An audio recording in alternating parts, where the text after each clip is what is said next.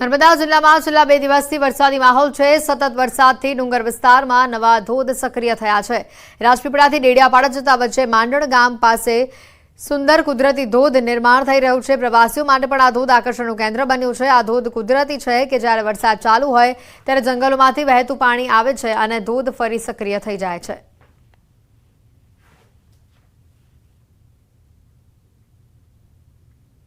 नर्मदा जिल्ला में 5 થી 7 इंच वरसाद पड़ता जे नर्मदा जिल्लाना जंगलों छे ए सोळे कराए खीली उठ्या छे अने आ सोळे कराए खीली उठता नदी नाळा झरना जे छे ए पण वहेता थया छे। तमे जोई शको छो तेम न्यूज 18 गुजराती पर एक्सक्लूसिव दृश्यो के नर्मदा पासे आ मांडण पासे आवेला एक नानकड़ो धोध छे ज्यां मोटी संख्या में प्रवासीओ અહીં ઉભા રહે છે અને ધોધનો નજારો માણે છે। ત્યારે જે આવતા જતા પ્રવાસીઓ છે જે સાપુતારાનો અહેસાસ કરી રહ્યા છે આપણે એમની સાથે વાત કરીએ। ક્યાંથી આવ્યા છે અને કેવો અહેસાસ થઈ રહ્યો છે?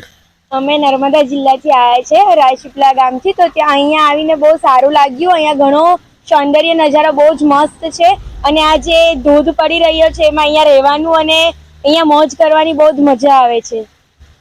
ખાસ અન્ય એક છોકરી સાથે વાત કરીએ। બેટા ક્યાંથી આવ્યા છે અને ફરવા આવ્યા છો તો આ સૌંદર્ય કેવું લાગ્યું? हम लोग महाराष्ट्र से गुजरात जा रहे थे। यहाँ की जो लोकेशन हमने देखी हमें बहुत ही काफी ज्यादा अच्छी लगी, इसलिए हम लोगों ने रास्ते में रुककर यहाँ पर फोटोज वगैरह खींचने का मन किया हमारा। यहाँ का जो लोकेशन है बहुत ही ज्यादा सुंदर है। एक बार आप लोग भी आइए, आपको भी बहुत ही ज्यादा अच्छा लगेगा यहाँ पर। बिल्कुल, खास કરીને વાત કરીએ तो તમે બાળક સાથે आप बच्चे के साथ आए तो बच्चे के साथ आपने मैंने देखा कि जो धोध पानी है वहाँ पे आप लेके गए थे, उनको मजा करवाए। कैसा मजा आ रहा है?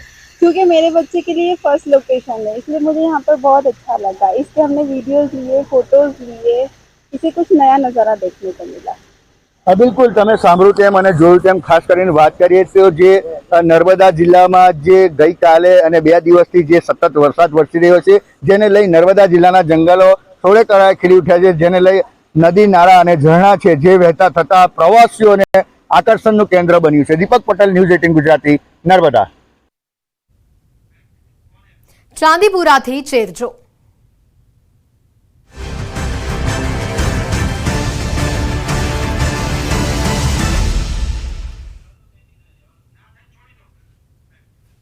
મહેસાણા જિલ્લામાં ચાંદીપુરા વાયરસના 2 શંકાસ્પદ કેસ સામે આવ્યા છે। બરેઠા અને ડાભલામાં આ વાયરસના 2 શંકાસ્પદ કેસ નોંધાયા છે।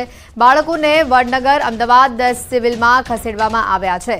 આરોગ્ય વિભાગની ટીમ હરકતમાં આવી છે। બંને બાળકોના ઘર અને આસપાસના વિસ્તારોમાં સર્વેની કામગીરી પણ હાથ ધરાઈ છે।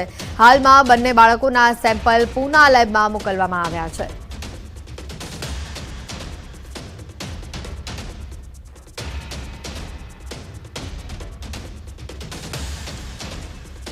પંચમહાલથી વિગતો આવી રહી છે। શંકાસ્પદ ચાંદીપુરા વાયરસથી મોત થયું છે। ગોધરાના કોરડા ગામમાંથી શંકાસ્પદ ચાંદીપુરાનો કેસ મળી આવ્યો હતો। વડોદરામાં બાળકીનું સારવાર દરમિયાન મોત થયું। તબીબોના મતે બાળકીને તાવ ખેંચ આવતા શ્વાસ લેવામાં તકલીફ પડી હતી। પંચમહાલ આરોગ્ય વિભાગે ગઈકાલે કોરડા ગામના બારિયા ફળિયામાં સર્વેની કામગીરી કરી હતી, જેમાં બાળકીના સેમ્પલ પૂના લેબોરેટરીમાં મોકલવામાં આવ્યા છે।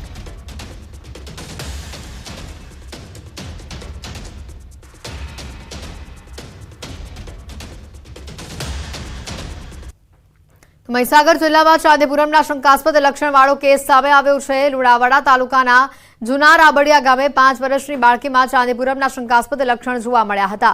બાળકીને સારવાર માટે અમદાવાદ સિવિલ હોસ્પિટલમાં ખસેડવામાં આવી હતી, તો સારવાર દરમિયાન આ બાળકીનું મોત થયું છે। શંકાસ્પદ વાયરસના કારણે અલગ અલગ ટીમો બનાવી આરોગ્ય વિભાગ દ્વારા જૂના રાબડિયા ગામે સર્વે હાથ ધરવામાં આવ્યો।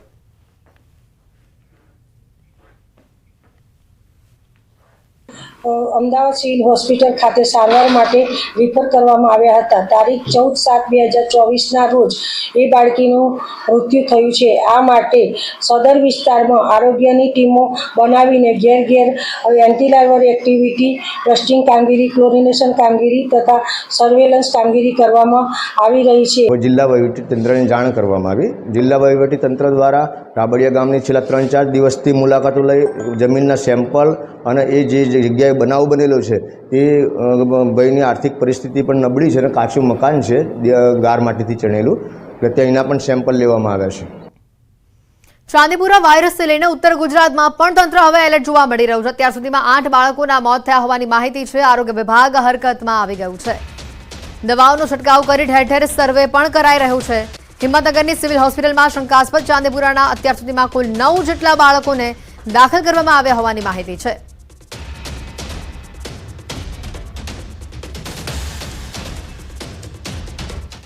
વધુ માહિતી મેળવીશું। મારી સાથે સંવાદદાતા ઈશાન અહીંયા સીધા જોડાઈ ચૂક્યા છે। જે રીતના કેસીસ સામે આવી રહ્યા છે ઈશાન, શંકાસ્પદ કેસો છે, એક બાજુ તેના લક્ષણો કોઈને જાણ આવતી નથી અને સર્વેની કામગીરી પણ એક બાજુ કરવામાં આવી રહી છે। શંકાસ્પદ કેસો સતત વધી રહ્યા છે, વધુ અપડેટ શું તંત્ર તરફથી કેવી કામગીરી? હેતુ ચોક્કસ કે સાબરકાંઠા જિલ્લામાં શરૂઆતથી જે કેસ આવ્યા હતા ત્યારથી શરૂઆત થઈ હતી। અત્યાર સુધીમાં જે 9 જેટલા કેસ સામે આવ્યા છે તેમાંથી 8 જેટલા બાળકોના જે સેમ્પલ છે પૂના ખાતે લેબોરેટરી ખાતે મોકલવામાં આવ્યા હતા અને ત્યાંથી આખરે જે ચાર બાળકોના રિપોર્ટ આવ્યા છે, જેમાંથી એક બાળકીનું ચાંદીપુરા પોઝિટિવ આવ્યો હતો, તે ચાંદીપુરાથી તેનું મોત થયું તેવું તો રિપોર્ટમાં જોવા મળ્યું છે। આ ઉપરાંત અન્ય 3 જે બાળકો છે એ 3ના રિપોર્ટ નેગેટિવ આવ્યા છે અને હજુ 4 જેટલા રિપોર્ટ આવવાના બાકી છે। એટલે નોંધનીય છે કે જે તંત્ર દ્વારા છે અત્યારે હાલ તો જે રિપોર્ટ મોકલ્યા છે, રિપોર્ટ આવતા 10 થી 12 દિવસનો સમય લાગતો હોય છે, પરંતુ જે જગ્યાએ શંકાસ્પદ ચાંદીપુરા જે કેસ જોવા મળ્યા હતા ત્યાં એમના ઘરથી આજુબાજુના 5 કિલોમીટરના એરિયામાં તંત્ર દ્વારા ફોગિંગ કરવામાં આવ્યું છે। ત્યાં જે ખાસ કરીને કાચા મકાનો અથવા જે લીંપણ વાળા ઘરો હોય છે એ જગ્યાએ આ પ્રકારે સ્ટેન્ડ ફ્લાય નામની માખી અને મચ્છરનો ઉપદ્રવ થતો હોય છે, તો ત્યાં ખાસ કરીને દવાનો છંટકાવ કરવામાં આવી રહ્યો છે અને આરોગ્ય વિભાગ દ્વારા અલગ અલગ જે ટીમો છે તે ટીમો બનાવવામાં આવી છે। નોંધનીય છે કે સાબરકાંઠા જિલ્લામાં 9માંથી અત્યાર સુધીમાં 6 બાળકોના મોત થઈ ચુક્યા છે અને અત્યારે હાલ તો 3 બાળકો જે છે સિવિલમાં સારવાર હેઠળ છે।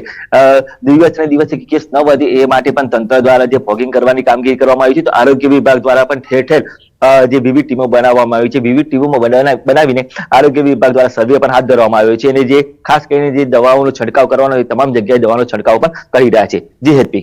બિલકુલ ઈશાન, મહત્વની વાત છે કે નાના બાળકોમાં આના કેસો સૌથી વધારે આવી રહ્યા છે। માતા પિતાએ પણ સાવચેતી રાખવાની જરૂર છે, તંત્ર પણ હવે હરકતમાં આવી રહ્યું છે, તો ખાસ કરીને જે ગામમાં આ કેસો આવી રહ્યા છે ત્યાં કેવા પ્રકારની વ્યવસ્થા કરાઈ છે?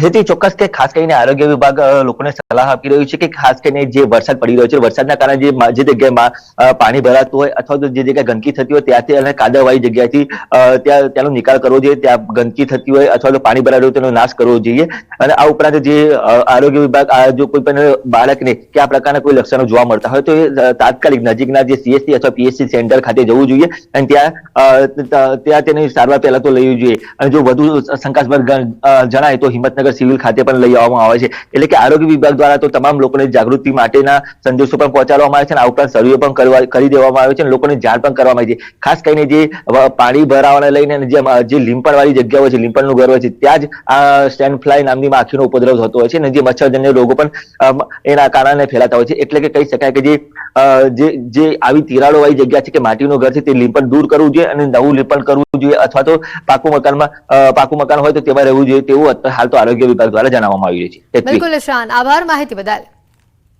સાબરકાંઠાથી શંકાસ્પદ ચાંદીપુરા વાયરસના જે કેસીસ સામે આવી રહ્યા છે, તંત્ર પણ હવે એક્શન મોડ પર આવી ગયું છે। 8 સેમ્પલ હાલ પૂના લેબોરેટરી ખાતે મોકલવામાં આવ્યા છે।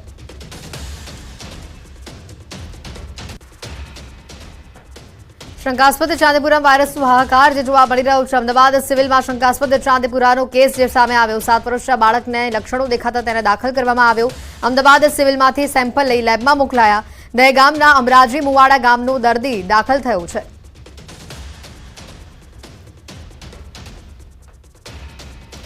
સિવિલમાં શંકાસ્પદ ચાંદીપુરાનો આ કેસ છે। હાલ તેઓના જે દર્દી છે તેઓના સેમ્પલને લેબમાં મોકલવામાં આવી રહ્યા છે, તપાસ કરવામાં આવી રહી છે। દહેગામના અમરાજી